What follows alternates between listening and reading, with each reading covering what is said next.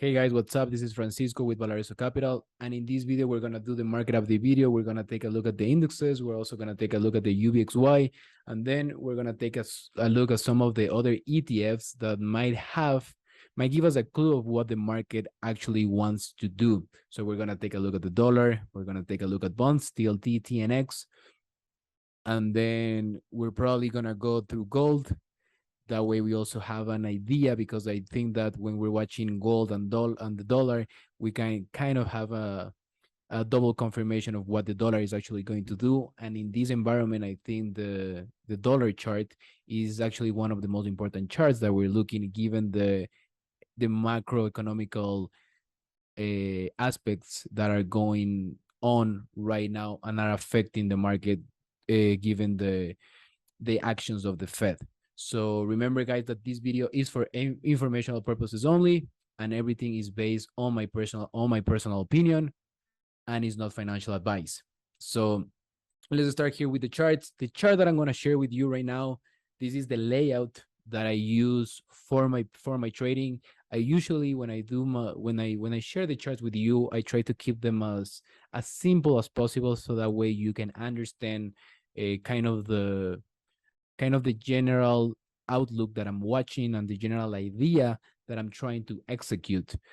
I think that if I share most of the technical aspect with you, you're gonna get more out of these videos, and that way you can, if you find something that you like about my trading and the way that I look at the market, and something that resonates with you, then that way we can connect a little bit more, a little bit better, and then you can get out more out of these videos. So as you can see right here, I have a chart of the Nasdaq Composite. And what we are seeing here in the chart, as always, I have my two indicators, which is the TTM squeeze, and then of course the trend oscillator. And the only EMA that I have in the chart is the 21 exponential moving average. I'm a swing trader, so I usually try to stay in trades for somewhere around 3 days, somewhere around 2 days to 5 days. So somewhere around 3.5 average holding time in my trades. So what I always use is the 21 exponential moving average, because it's a fast exponential moving average. And I'm not a position trader, so I'm just trying to look for quick trades that I'm gonna take. And a very easy way to identify these faster trends is by using the 21 exponential moving average. And then the lines that I have in my chart, these dotted lines, these are basically just swing levels of the chart. I use a special indicator for this. This is also an indicator created by Sam Shames, which is basically just called the Swing Pro levels. And the way that the indicator identifies these levels is using a Dow theory, reversal pattern, which is a high-low pattern or a lower-high pattern. So that pattern is basically when you have, for example, if you're looking for a reversal, let's say you have a candle here, and then you have a slighter lower candle. The moment that you have a higher low candle, so it's basically a low candle followed by two higher low candles, then you're looking for a reversal. And the same happens the other way. When you have, let's say, a high candle, and then you're surrounded by two candles that have lower highs, then you're looking for a reversal. And that's why these swing level pros identify. And then I also, of course, have an arrow, so that way I can make it a little bit more visual. Because when you really understand them, when you start to understand the market, and there's many ways to understand the market, there's many ways to see the market, but the way that resonates with me, it's market structure. And market structure is actually pretty easy. Market structure is just see the market as a supply, and because the market is the way the market functions is the way a market functions is just looking to fill orders. And the way it does that is always scanning for support, supply, and demand levels. And then once you break a level, then you're moving into the next level. And once you break that level, then you're moving into the next level, and so on and so on and so on. And then the lines that I have here are just Fibonacci extensions and Fibonacci retracements based on previous swings of price. So that's basically what I have in my charts. Might seem as a little bit much, but it's actually not. It's actually pretty easy. So I will make sure to make videos in which I explain the indicators. Each one, I will do my best to explain how I use each indicator in particular, and that way you can understand my system way better. It's actually a pretty easy system. Might doesn't seem like it, but it's actually a pretty easy system to use. So let's just take that out of the way and let's just go into the charts. Let's try to make these really easy. We're gonna take a look somewhere around just 5 charts. That way we can have a little. That way we can have a plan for next week. So first of all, here in my charts, I have the Nasdaq Composite, and you can see that we had a pretty strong rally to the upside. And then what happened is that as soon as we got to the 0618 retracement level that you can see right here, we have a 0618 retracement level, and this retracement level was basically just a measure from this swing high right here to this swing low. So if you make a Fibonacci retracement, then you're gonna get a 618 level right here at this level. And that's exactly where we stop. And if you do another retracement measurement from this low right here into this high right here, then you're gonna get a 618 retracement right here at this level, and that's actually where the decline stopped. So now we're basically stuck between two 0618 big levels. And that's usually how the market moves, right? There's a high probability that we're gonna stay in these levels. And what I usually do is just get another 618 retracement level. So I make a measurement from this level right here, and let me just take out my alerts, right? That way we can see that a little bit better. And basically what I do is, right, I made a retracement from this level to this level right here. We get a 618 level somewhere around here. And then if we may also make a retracement from this high right here into this swing long, right, this swing low right here, we're gonna get a level right here somewhere around 12,141. Or somewhere around 12,240. That's gonna be kind of the level that we're gonna get. Now, what is also interesting is that we also have more extensions at that level. If you're familiar with Fibonacci extensions, we also have an extension which is basically a projection. So if you project this last rally to this decline, we're gonna get a level somewhere around the 0618. So if this move is gonna fail, it's going to fail somewhere around here, meaning that this rally is going to be a perfect mirror rally to the one that we're having right now. And then we should expect kind of the same pullback into the next level of resistance. So that's something that we can take a look at. If we also take a look at the momentum indicator is below 50, which means that we have more selling energy or negative energy, if you want to call it that way. I just use that selling energy because there's nothing negative about it. So we're having a little bit more of selling energy, meaning that there's a high probability that as soon as we get this level, we're probably going to fail and continue to move to the downside. And then if we take a look at the squeeze, what is actually interesting about the squeeze is that we already had the move to the downside. And now you can see that the momentum in the squeeze is starting to curve a little bit to the upside. So we should expect, it was expected that we were going to get a rally back into resistance. Now, you see this 21 exponential moving average. That's exactly what price stopped on Friday. We had a pretty strong day on Friday, but price is actually stopping at that 21 exponential moving average. So there's a high probability that this level somewhere around here is going to actually be resistance, and then probably we're going to continue to move to the downside. Are we going to take out these lows? Well, nobody knows that, but I wouldn't be buying the market right at resistance. So probably let's just see how the market reacts, give it a couple of days. Maybe if we get a little bit of tight price action somewhere around here before breaking to the upside, then that's going to be a little bit more constructive. But if we just gap up on Monday, be aware of these levels, right? Be aware of these levels. These levels are somewhere around 12,239. So be aware of those levels. Have in mind that we could gap on Monday, trap some bulls, and then we could see another leg to the downside. But that's just a high probability situation. Doesn't mean it's going to happen, but that's the way that I'm looking at the market at this moment. Let's take a quick look at the SPY. And the SPY is going to be pretty similar, right? We have kind of the same levels. We actually came into that 0618 level, measured from this swing low to this swing high, and that's going to be the retracement level in the SPY. We kind of perfectly tagged that level, and now we're seeing a counter trend rally. Now, if we do a Fibonacci projection from this level to this level right here, we're going to have that projection right there at the supply level. So this level that was resistance, that was demand, that was support, that was demand, now it's going to turn into resistance. It's going to be supply. So there's a high probability that after this rally, which is a perfect image of this rally right here, there's a high probability that there's going to be sellers around that level, and then we're going to continue to move to the downside. So be aware of that. This was a pretty nice 3-day rally in the SPY, but there's a probability, a high probability that we're going to fail at these levels, at least see a little bit of a pullback, then perhaps we're going to see a little bit of tight price action before breaking to the upside. So if you have some profits out of this rally, make sure to take some of those levels. It's just a high probability scenario. Now let's take a look at HYG, which is the bonds, right? We usually take a look at this market kind of to understand what is the risk appetite in the market, and we're kind of seeing the same thing. And let me just do a Fibonacci projection. Let's see if we can get something interesting here.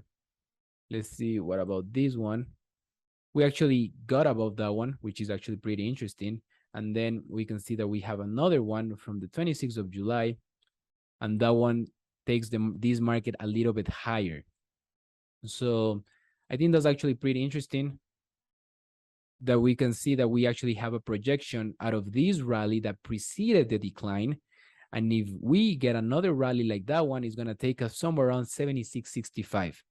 If we happen to fail at that level, make sure that we could make another leg to the downside, similar to these 2 legs down, and it's probably going to take us to retest these lows right here. So this, if we take a look at the momentum oscillator, that continues to be below the 50 line, which means that we have more selling pressure than actually buying pressure, at least in the momentum. So for now, this is just a rally into the supply level, which is resistance. And you can also see that we have the 21 exponential moving average at that level. And then let's take a look at ARC. I think it's going to be, because the QQQ, the DIA, and the IWM, they kind of look the same. So let's save a little bit of time and just take a look at ARC. We can see that ARC, we actually had a pretty textbook setup. This is what they call a rising wedge, which tends to be a very setup. As soon as the rising wedge breaks, we usually get these moves to the downside. Now, if you just take a look at market structure, you can see that we had a higher high, higher low, higher low, higher low, higher low. But at the moment that we broke this higher low right here, we broke the structure. We broke it on pretty significant volume. My sell signal actually triggered. Then we had a move to the downside. We retested this level right here, and then we had another leg to the downside. So what is happening right now? If you were to measure the rally that preceded the decline, we get a level somewhere around 45.97. So that's the level that I'm going to give you. And also remember that that's going to be also a resistance level, meaning that it is a supply level. So there's a high probability that if ARC happens to rally on Monday, there's a high probability that this level is going to act as resistance. And then we're probably going to see a decline back into support.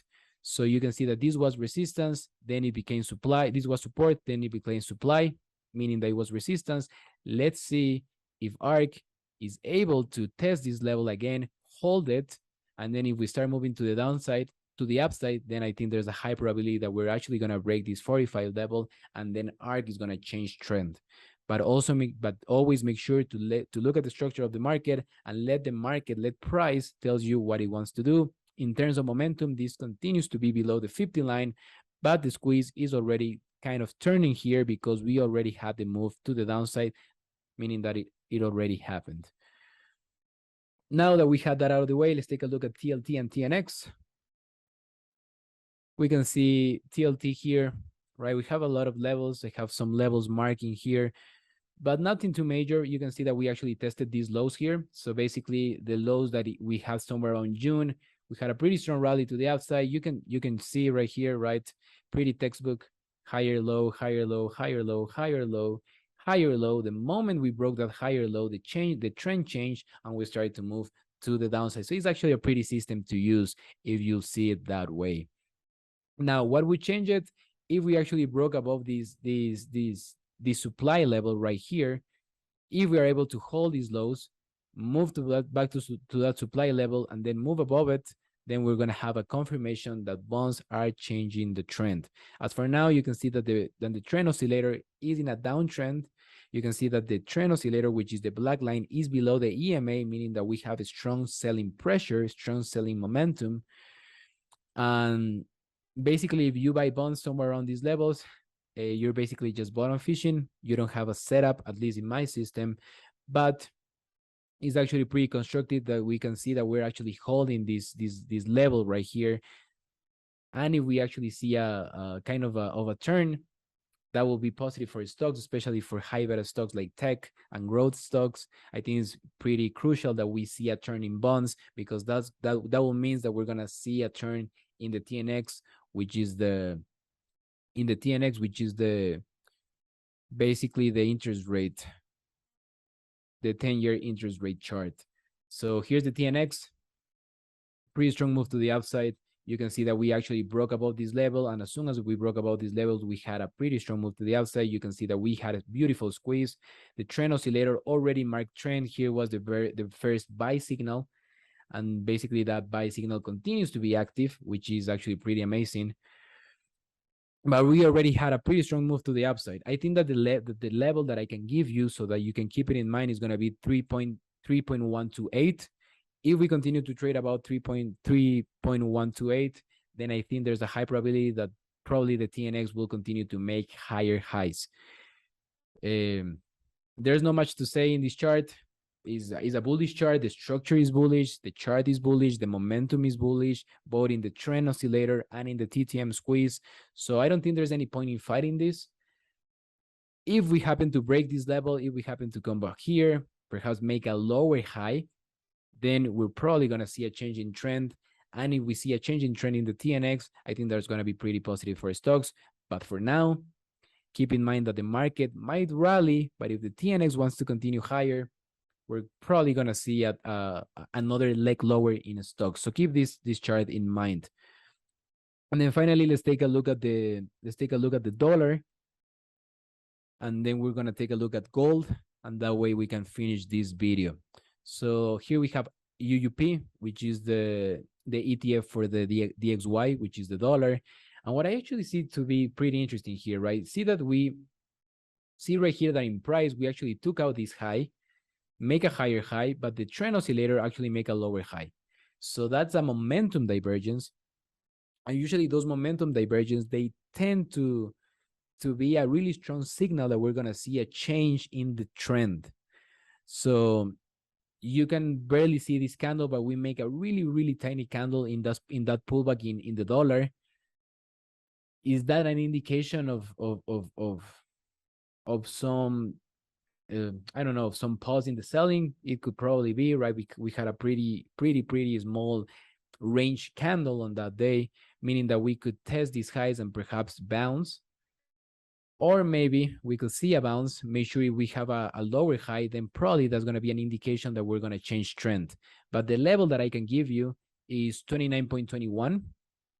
If we happen to close below that level for 2 consecutive days, I think there's going to be a high probability that we're going to see a change in the trend in the UUP, which, in my opinion, will be a positive indication for stocks, given that it will probably be also an indication that we're gonna see some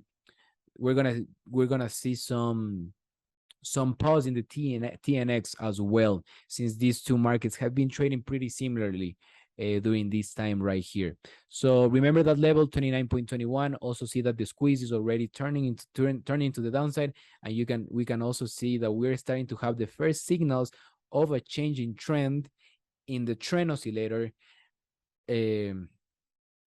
However, I'm gonna need at least one more day of these this trend oscillator to continue to be below the EMA so I can get a proper sell signal, at least the first sell signal in the UUP. And then let's take a look at gold, which is going to be pretty much the inverse of the chart. You can see that basically if we just turn gold to the other side, it basically looks like the UUP, right? So what I'm seeing in gold is pretty much the opposite, right? You can see that we actually take out this low right here, but we actually make a higher high in the momentum oscillator. So that's kind of a double confirmation that the UUP might be topping. And if the UUP is topping, that will mean that we're probably going to see a pretty strong reversal in gold. This is something that I want to be trading next week, especially if we break above this level. I'm going to give you this level right here, which is 161.36, which is basically that last level of demand that is now going to become supply. However, if we are able to test that level, make a higher low, and then break above that level in volume, well, not necessarily in volume, but if we're able to break above that level, I think we're going to see a change in trend, and it's going to be a really positive trend for gold.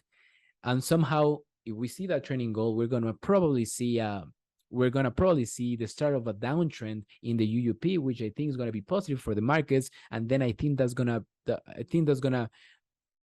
be an indication that we're probably also going to see a change in trend in the TNX and the TLT. And if we see changes in trend in the TNX and the TLT, we're probably going to see a change in trend in the equities market. However, keep in mind that the equities market, as we saw in the Nasdaq Composite, we're pretty close to resistance. We had a pretty amazing, pretty bullish 3-day rally, but don't get too excited for the bullish side, because we might get another leg to the downside before actually turning back up and start moving to the upside. But keep those charts in mind.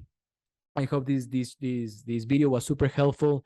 This is the way that I look at the markets. I use market structure, and all the videos that I'm gonna be, they're gonna be a little bit more. They're probably gonna be a little bit more advanced for some of you, but trust me that if you get to understand market structure, reading the market is going to become super easy. So I'm going to try, I'm going to make sure to do a video just on market structure, that way you can understand it. And then I'm going to probably pin that to my YouTube channel, as well as the first video that you can see when you enter my YouTube channel. So thank you so much, guys, for watching the video. I'm sure this is going to be super helpful for you. Let me know down in the comments if you want me to see some other charts, and make sure to like and subscribe. That really helped me with the algorithm here in YouTube, and that way more people can make use of the information that I'm sharing. And also make sure to follow me on my Twitter account, and my handle is @Valareso Capital. And then in my Twitter account, I usually share a lot of charts and a lot of information related to the market, and some motivational things. So thank you so much, guys, and I wish you the best of luck for next week. Thank you, and bye-bye. Peace.